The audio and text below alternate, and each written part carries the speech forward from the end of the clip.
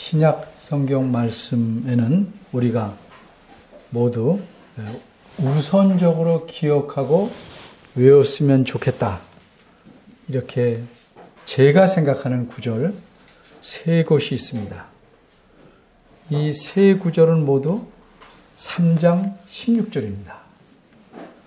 첫 번째 구절은 하나님의 사랑과 구원을 주시는 방법에 대해서 말씀하고 있는 요한복음 3장 16절입니다. 이 말씀은 우리 모두가 외우고 있을 것입니다. 한번 같이 외워볼까요? 하나님이 세상을 이처럼 사랑하사 독생자를 주셨으니 이는 저를 믿는 자마다 멸망치 않고 영생을 얻게 하려 하심이니라. 네, 잘하셨어요. 그리고 두 번째 구절은 성경이 하나님 말씀인 근거와 성경의 기능에 관해 말씀하는 구절입니다. 좀 생소할 겁니다. 들으면 아실 거예요. 디모데후서 3장 16절입니다. 제가 외워보겠습니다. 모든 성경은 하나님의 감동으로 된 것으로 교훈과 책망과 바르게 함과 의로 교육하기에 유익하니. 이것이 두 번째 말씀입니다. 마지막으로 세 번째 구절은 오늘 본문의 첫 구절인 고린도전서 3장 16절입니다. 이 구절이 무엇에 관해 말씀하고 있는지를 이제 알아보려고 합니다. 오늘 본문은 고린도전서 3장 16절과 17절 두 구절인데 이 첫 구절인 16절은 질문으로 시작합니다. 따라서 본문을 세 가지로 살펴보려고 합니다. 첫째는 이 질문의 배경, 둘째, 이 질문의 의미, 셋째, 이 질문의 목적. 첫째입니다. 질문의 배경. 우리가 아는 바대로 사도 바울 선생님께서는 고린도라는 도시에 있는 교회에 편지를 보냈습니다. 그 첫 번째 편지가 뭐죠? 고린도 전서입니다. 이렇게 편지를 보낸 목적은 고린도 교회 안에 생긴 여러 심각한 문제들을 해결하기 위함이었습니다. 고린도라는 도시는 지금의 그리스 남쪽에 있는 아주 오래된 항구 도시입니다. 항구 도시는 일반적으로 여러 나라의 사람, 다양한 사람들이 드나드니까 다른 도시들보다 문제가 많이 생길 수밖에 없습니다. 이런 도시에 교회가 세워졌습니다. 고린도 사람들이 예수를 믿게 되었지만 하루아침에 자신의 행실을 바꾸거나 고칠 수가 없습니다. 그러니까 이 교회 안에는 여러 가지 심각한 문제들이 많았습니다. 더구나 이 교회에는 자신이 지식이 많다. 그래서 아는 체 하면서 오만한 사람들도 적지 않았습니다. 오늘 본문은 너희가 알지 못하느냐라는 질문으로 시작합니다. 어떤 의도로 바울 선생님께서 이렇게 질문하였을까? 그 의도를 알기 위해서 때로는 질문의 횟수를 알아보는 게 도움이 됩니다. 바울 선생님은 너희가 알지 못하냐 이런 질문을 모두 12번 사용하시는데 바울 선생님이 쓴 책이 히브리서까지 합하면 14개 아니면 13개인데 그러면 골고루 썼다 그러면 한 책에서 한 번 써야 그 산술적으로 평균이 맞아요. 그런데 고린도 전서에서만 12번 중에서 10번을 사용했습니다. 그리고 2번은 로마서에서 사용했습니다. 왜 이렇게 많이 유독 사용했을까? 어쨌든 이렇게 질문하는 것은 듣는 사람들로 하여금 무엇인가를 환기하게 하려는 것입니다. 환기란 쉽게 말하면 공기를 바꾸는 것도 환기지만 여기서 말하는 환기란 관심이나 생각 따위를 불러일으킨다 하는 뜻입니다. 그래서 저는 바울 선생님이 하신 질문을 가리켜 환기적 질문이다, 이렇게 설교 제목에 표현했습니다. 조금 독특하게 표현해야 설교에 또 관심을 가지니까 좀 어려운 말을 써봤습니다. 그런데 바울 선생님은 단순히 무엇을 환기시키기 위해서만 질문하는 것은 아닙니다. 그럼 어떤 의도로 이렇게 질문하였을까? 먼저 예를 들겠습니다. 어떤 아이가 중학생이 되었는데도 초등학교 1, 2학년 때처럼 말하고 행동하고 조르고 이렇게 합니다. 그래서 부모님이 그에게 이렇게 질문합니다. 너는 내가 중학생인 줄 알지 못하냐? 이와 마찬가지로 바울 선생님은 고린도 교회의 교인들이 당연히 알고 있음에도 불구하고 알고 있는 바대로 행동하지 않기 때문에 너희가 알지 못하느냐? 이렇게 질문하는 것입니다. 따라서 이 환기적 질문은 사실 그들을 책망하는 질문입니다. 두 번째, 질문의 의미. 그럼 이제 바울 선생님께서 고린도 교인들에게 무엇을 알지 못하느냐? 라고 질문하셨는지 그 내용을 살펴보겠습니다. 질문의 내용은 너희가 하나님의 성전인 것과 하나님의 성령이 너희 안에 거하시는 것을 알지 못하느냐? 이렇게 되어 있습니다. 이처럼 바울 사도는 그들이 두 가지 사실을 잊어버렸다는 점을 책망한 것입니다. 이 두 가지 사실을 하나씩 순서대로 살펴보겠습니다.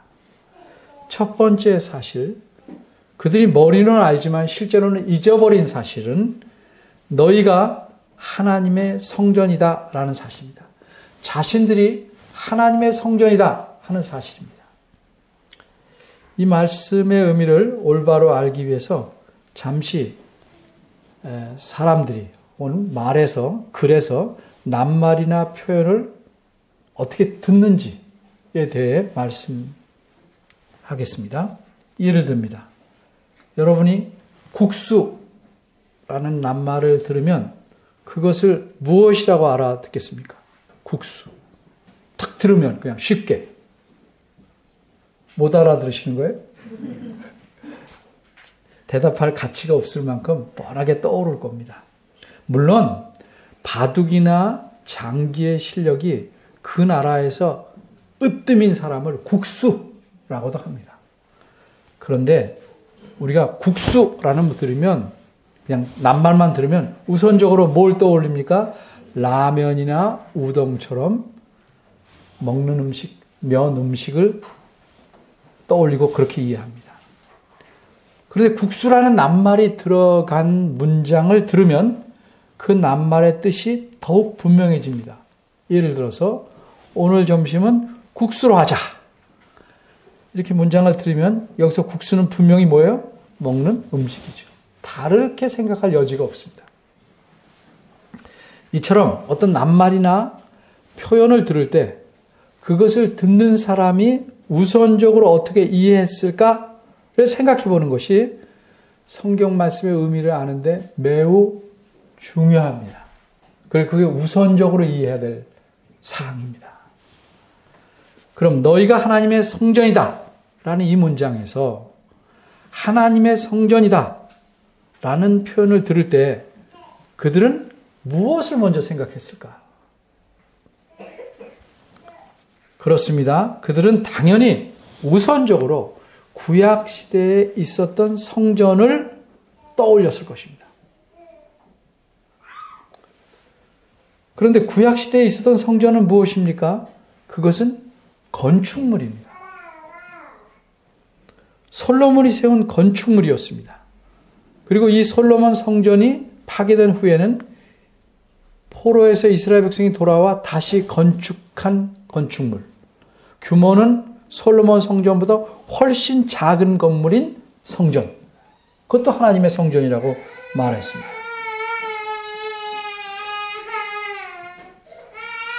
따라서 하나님의 성전이라고 하면 그것은 곧 무엇을 가르치면 건축물입니다. 그런데 바울 선생님은 16절에서 하나님의 성전을 말씀하실 때 건축물인 성전을 의미하지 않았습니다. 뭐라고 말씀하셨습니까?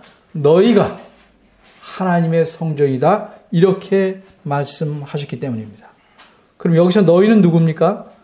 다름 아닌 고린도 교회의 성도들입니다.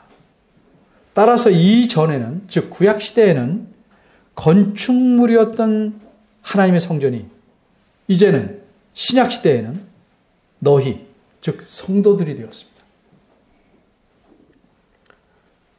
그럼 이렇게 바뀐 사실을 고린도 교회 성도들은 알고 있었을까요?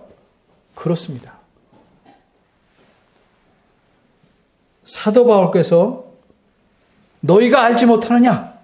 이렇게 환기적인 질문으로 묻고 있기 때문입니다. 당연히 아는 것이다. 고린도 교회는 사도 바울의 전도에서 세운 교회입니다. 그러니까 그들은 사도 바울에게서 이제는 너희, 즉 성도들이 하나님의 성전이라는 사실을 배운 것이 분명합니다.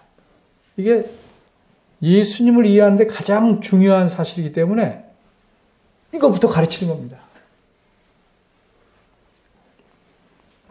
그럼 어떻게 건물이었던 성전이 성도들로, 다시 말해서 교회로 바뀌었을까? 사도 바울이 가르쳤을 내용을 우리도 성경에서 찾아 분명하게 이해해야 합니다.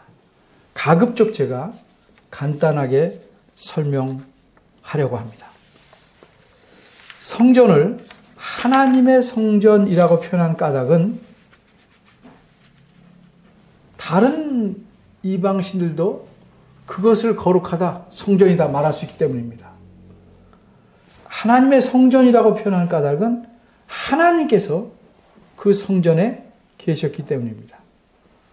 그런데 하나님께서 성전에 계셨다고 해서 하나님께서 하늘에서 내려오셔서 몸소 성전 안에 계셨던 것은 아닙니다. 성전으로 들어가면 먼저 나온 것이 성소고 그 안에 지성소, 가장 거룩한 곳, 지성소라는 곳이 있었는데 그곳에는 이상한 구조물이 있습니다. 보이지 않는데 그 보이지 않는 것을 가운데 두고 양옆에 천사들이 날개를 펴고 있습니다. 그러니까 좌우에 천사가 하나씩 날개를 펴고 있는 것입니다. 그런데 그 앞에는 보이는 물건이 하나 있습니다. 그걸 언약궤라고 그러는데 다른 말로 그것을 발등상이라고 합니다. 쉽게 말하면 소파에 앉아서 발을 이렇게 올려놓는 곳이다 이 말이죠.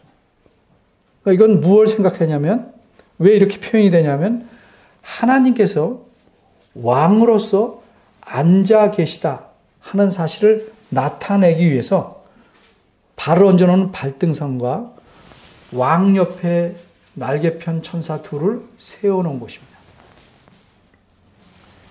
이렇게 하나님께서 계신 것을 나타난 것은 상징적인 표현입니다. 그래서 솔로몬도 이런 상징적인 의미를 잘 이해했습니다. 그가 잘 이해했다는 것은 성전을 다 건축하고 기도하는 가운데 말한 내용에서 알 수 있습니다. 열왕기상 8장에 보면 이렇게 말합니다. 하나님이 참으로 땅에 거하시리이까 하늘과 하늘들의 하늘이라도 주를 용납치 못하겠거든 하물며 내가 건축한 이 성전이오리까. 이오리까. 그럴지라도 종과 주의 백성 이스라엘이 이곳을 향하여 기도할 때에 주는 그 간구함을 들으시고 주의 계신 곳 지성소에서 이렇게 안 말했어요. 주의 계신 곳 하늘에서 들으시사 사하여 주옵소서. 솔로몬이 한 말입니다. 성전을 어떻게 이해했는지 잘 드러납니다. 이처럼 성전은 하나님께서 자기 백성과 함께 하신다는 사실을 상징하는 건축물입니다. 상징하는 표시였습니다.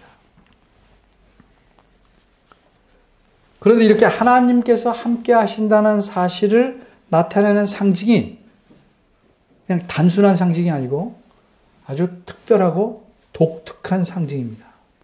모든 상징은 그것이 상징하여 나타내는 실체와는 완전히 다른 겁니다. 예를 들어서 국회의원들이 달고 있는 금배지가 있어요. 진짜 금인지 아닌지 모르겠습니다만 금배지가 있는데 옛날에는 그 가운데 한문으로 국자를 썼어요. 국. 지금은 국회라고 씁니다.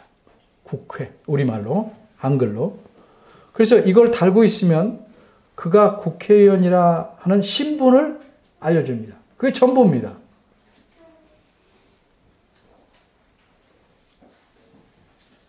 그런데 만일 그 배지 가운데 쓰인 국회라는 글자를 단추 싸움 하듯이 눌러서 찌그러뜨리면 국회 건물이 찌그러집니까? 아니죠. 그냥 그것만 배지만 찌그러지죠. 무슨 얘기냐면 상징이라는 것은 상징일 뿐이지 그걸 어떻게 한다 그래서 그 상징이 가리키는 실체가 어떻게 되는 거 아니라 이 말입니다. 그런데 성전이라는 상징은 다릅니다.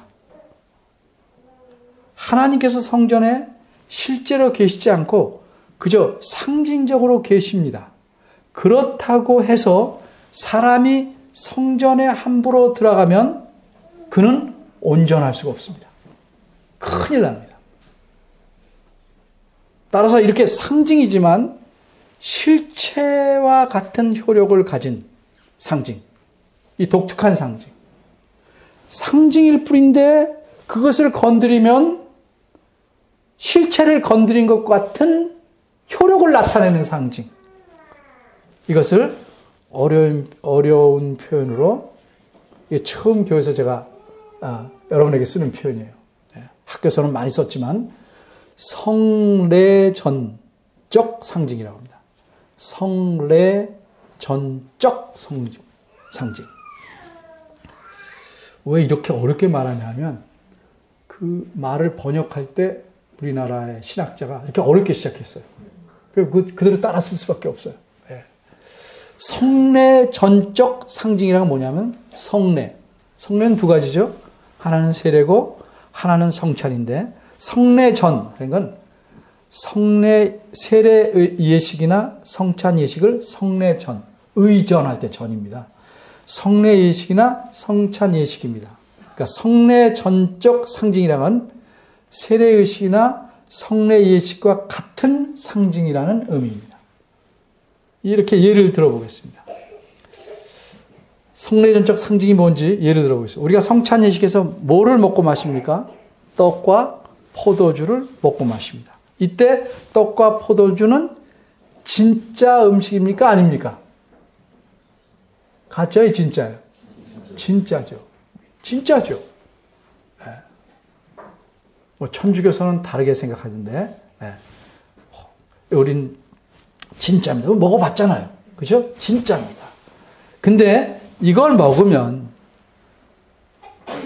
단순히 달다, 맛있다, 조금 더 먹었으면 그리고 소화되고 마는 게 아니라 그 효력은 예수님께서 말씀하신 바와 같이 예수님의 몸과 피를 먹고 마신 것과 같습니다. 그래서 그것을 함부로 먹으면 죄를 범하는 것이다. 그래서 어린이들, 세례 받지 않은 사람들, 예수 믿지 않은 사람들은 못 먹게 하는 것입니다. 음식은 실제지만 효력은 예수님 말씀하신 것과 같은 효력을 가져와요. 성전이 이것처럼 독특한 성례의 전적 상징의 표시다 하는 얘기입니다. 그러면 어떻게 전에는 성전이 건물이었는데 이제는 너희, 즉 성도들, 교회가 하나님의 성전이 될 수 있었을까? 이것은 우선 한마디로 예수님 때문입니다. 이게 무슨 뜻인지 조금 더 설명합니다. 예수님께서 하루는 예루살렘 성전에 올라가셨습니다. 그곳 뜰에서 장사하는 많은 사람들을 보시고 상을 엎으시고 거기서 사람들을 내쫓으셨습니다. 그러자 유대인들이 그것으로 돈벌이를 많이 했는데 유대인 지도자들이 항의합니다. 그러자 예수님께서 대답하시기를 너희가 이 성전을 헐라 내가 사흘 동안에 일으키리라. 이렇게 수수께끼 같은 말씀을 하십니다. 유대인들은 물론이고 예수님의 제자들도 이 말씀을 제대로 이해하지 못하고 오히려 의아했습니다. 그런데 훗날 예수님께서 부활하신 후에 제자들은 구약시대에 있었던 성전이 무엇을 상징하고 의미하였는지를 알게 됩니다. 그래서 요한복음을 기록한 제자는 이렇게 설명합니다. 요한복음 2장 21절과 22절입니다. 그러나 예수는 성전인 자기 자신, 자기 육체를 가리켜 말씀하신 것이다. 죽은 자 가운데서 살아나신 후에야 제자들이 이 말씀하신 것, 이 성전을 헐라 하신 그 말씀을 기억하고 구약 성경에서 말씀하신 성전과 예수님의 하신 말씀을 믿었더라. 이렇게 써놓았습니다. 이 설명의 의미가 무엇입니까? 구약 시대의 건물로 존재했던 하나님의 성전은 비유하자면 그림자였고 그 그림자의 실체는 누구? 예수님이시라는 뜻입니다. 풀어 말하자면 예수님이 이 세상에 오신 뒤로는 하나님의 아들로서 하나님이신 본질상 예수님께서 자기 백성과 함께 하시니까 하나님께서 함께 하신다는 것을 건물로 상징할 필요가 더 이상 없어졌다는 거예요. 제가 전에 쉽게 이런 예를 들었습니다. 멀리 가신 부모님을 그리워해서 사진을 보다가 부모님이 오시면 사진을 접어놓을 수 있는 거죠. 부모님이 오셨는데도 계속 사진을 들어보다 보고 그리워하면 그건 조금 이상한 사람이죠. 네. 한마디로 구약 시대의 성전은 하나님께서 자기 백성과 함께 하신다는 걸 나타내는 상징이었고 이 하나님의 함께 계신다는 이 상징의 실체는 예수님이었습니다. 왜냐하면 예수님은 하나님이 자기 백성과 함께 하러 오신 분이기 때문입니다. 이처럼 실체이신 예수님이 오시니까 더는 상징이 필요 없게 된 것입니다. 그런데 예수님께서 승천하신 이후로는 누가 자기 백성과 함께 하시게 되었습니까? 성부 하나님과 성자 하나님께서 보내신 누구? 성령 하나님께서 자기 백성과 함께 하시게 되었습니다. 그래서 사도 바울은 너희가 하나님의 성전인 것과 하나님의 성령이 너희 안에 거하시는 것을 알지 못하느냐? 이렇게 말씀한 것입니다. 그런데 아직 대답하지 못한, 답을 듣지 못한 문제가 하나 있습니다. 무엇일까요? 바로 이겁니다. 그래, 간단히 들어도 어쨌든 예수님께서 이제 성전이다. 구약시대에서 말하던 그 성전의 실체다 하는 것은 알겠는데 어떻게 예수님이 아닌 성도들이 성전일 수 있는가? 이에 대해서 사도 바울은 이렇게 대답합니다. 에베소서 2장 20절과 22절입니다. 제가 읽어보겠습니다. 너희는 에베소 교회 성도들을 가리킨 거예요. 사도들과 선지자들의 터 위에 세우심을 입은 자라. 건물의 비교예요. 그리스도 예수께서 친히 모퉁이 돌이 되셨느니라. 그의 안에서 건물마다, 이건 건물 전체가라는 뜻이에요. 이 건물 저건 말하는 거, 건물 전체가 서로 연결하여 주 안에서 성전이 되어가고 너희도 성령 안에서 하나님의 거하실 처소가 되기 위하여 예수 안에서 함께 지어져 가는다. 이 말씀의 의미는 간단히 설명하면 이렇습니다. 모든 성도는 예수 그리스도와 연합되어 있어요. 그래서 성전이라는 겁니다. 그리고 재림 때까지 계속해서 성도들로 채워져 가고 이루어져 가고 있는 이 성전은 마지막 날에 완성이 되면 하나님께서 영원히 거하실 처소가 된다는 의미입니다. 그래서 요한계시록 마지막에 가면 예루살렘에 뭐가 없어요? 성전이 없어요. 그 이유가 뭐라고요? 하나님이 저들과 함께 하시기 때문이다. 이렇게 말하는 겁니다. 따라서 한마디로 어떻게 성도들이 성전이 되었는가? 성도는 성전이신 그리스도를 믿어 그리스도와 연합되고 연결되어 있기 때문에 그렇습니다. 이처럼 오늘 본문에서 우리가 분명히 알게 된 사실은 무엇입니까? 건물이 아니라 성도들이, 교회가 하나님의 성전이라는 사실입니다. 다시 말하자면 이제 예수님께서 이 땅에 오신 이후로는, 즉 신약시대에는 하나님의 성전이 더 이상 건물로서 존재하지 않습니다. 바꿔 말하자면 이제 신약시대에는 하나님께서 건물에 상징적으로 거하시지 않고 실제로 성도들 안에 거하십니다. 그러기에 교회당을 성전이라고 말하는 사람은 그가 누구든지 무지하거나 속이는 겁니다.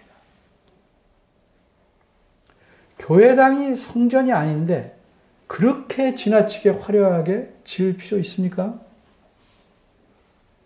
건물에 목숨 걸 이유가 있습니까? 사치스럽게 건물을 가진 교회의 목회자는 대부분 무지하거나 속이는 자. 이 점에 있어서.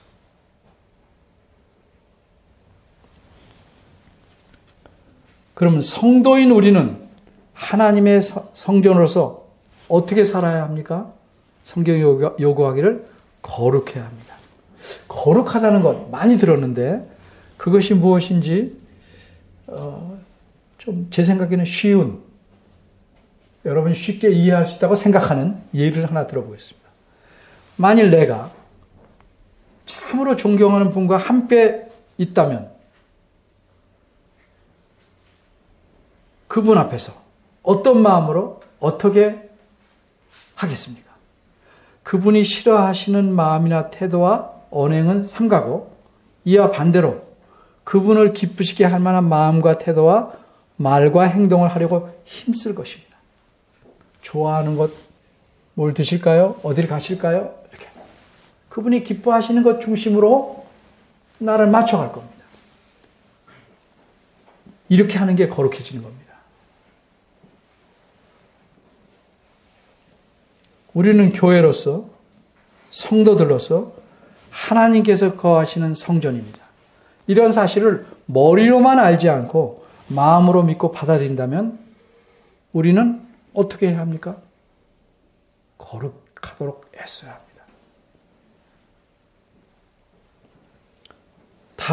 거룩하려고 애쓴다면 다른 성도들을 무시할 수 있습니까? 흉볼 수 있습니까? 헐뜯고 뒷담화할 수 있습니까? 분파를 만들 수 있겠습니까? 다른 성도의 아픔과 고통을 모른 채 할 수 있겠습니까? 하나님을 더 바르게 기피하는 일에 게으를 수 있겠습니까? 겉모습만 하나님을 잘 섬기적 할 수 있겠습니까? 그럴 수 없겠죠. 오히려 우리는 하나님께서 기뻐하신 일을 힘써 해야 합니다. 우린 누구도 완벽하지 않습니다. 쉽게 말하면 서로를 보면 서로 안에서 흠과 티와 잘못과 많은 문제점을 발견합니다. 그게 교회입니다. 달리 말하면 흉볼고 뒷담화할 건 많다는 거죠. 그러나 거룩해지려는 것은 그렇게 안 하는 겁니다. 왜? 하나님이 싫어하시니까. 우리와 함께 계신 하나님께서 기뻐하지 않으시니까.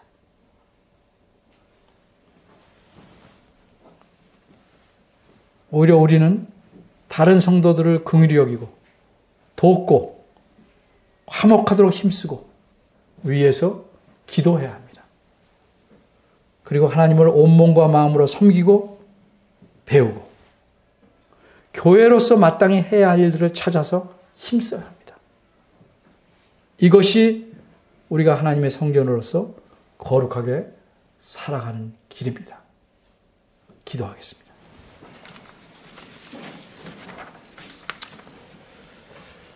하나님 아버지, 우리를 성전으로 삼아주셨습니다. 우리와 함께 하십니다. 근데 우리는 하나님 앞에서 살기보다는 하나님을 뒤로 내밀고 제쳐놓고 살지 않는지 돌아보게 하옵소서. 우리의 삶이 어떤 형편과 역경과 슬픔과 고통 가운데 있다 할지라도 낭망하지 않고 좌절하지 않으면 하나님께서 우리와 함께 하심을 믿기 때문입니다. 이것이 우리가 만들어낸 허황된 믿음이 아니고 사실이 그러함을 우리 마음에 받아들인다면 언제나 당당하고 겸손하게 힘있게 넘어져도 곧바로 일어나며 살아가는 저희들 되도록 힘써야 함을 저희가 압니다.